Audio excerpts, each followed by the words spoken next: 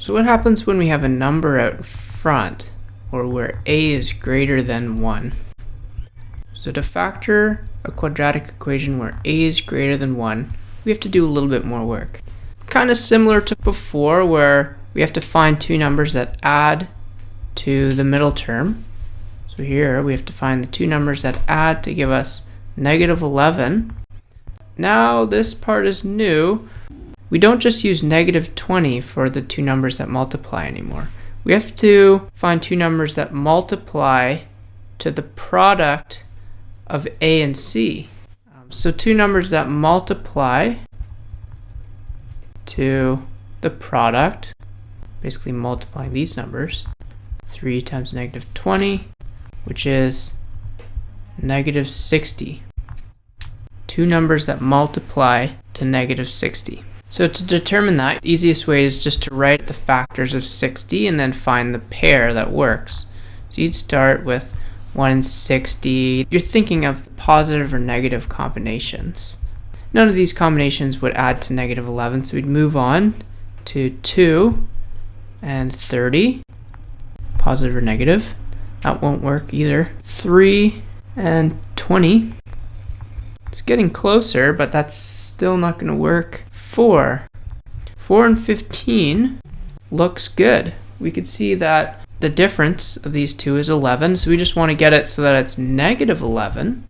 So we'd put the negative beside the 15.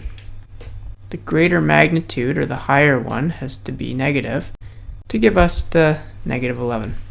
We can stop there. We can see this is the pair we'll use. These two numbers are going to add to give us our negative 11. That's here. So we're going to split this middle term into the two numbers we just found. And we put x on both of them. So we have positive 4x, negative 15x. That would still equal negative 11 if we combined them.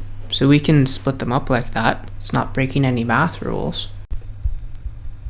And the reason we do this is we've split it, and now we want to group them. Grouping meaning common factor the first two and common factor the last two, and then we'll combine them later.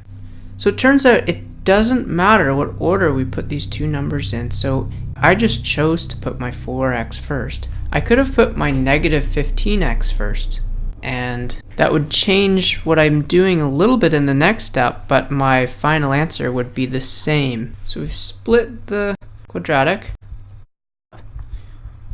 Now we common factor in this next step. Common factoring out of the first two terms, the highest degree of x is x to the 1, and there's no common factors with the numbers, so just take x out. That leaves us with 3x, because x times 3x is 3x squared, plus 4. Next, common factoring the last two terms, the highest degree is a 5. And do we take out a positive or a negative 5?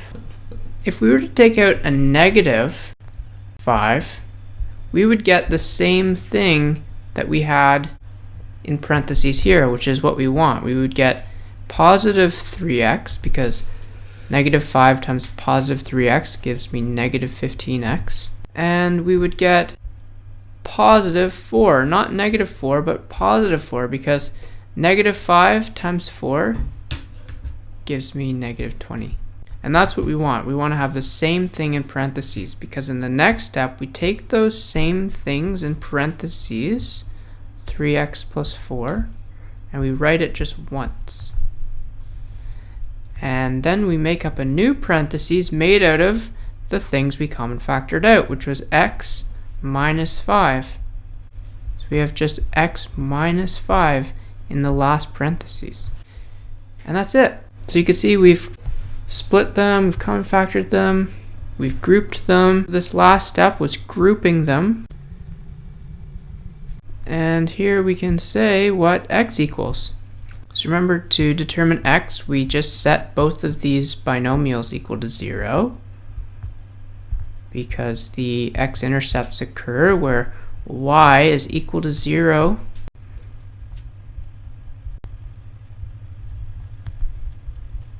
solving for x, we have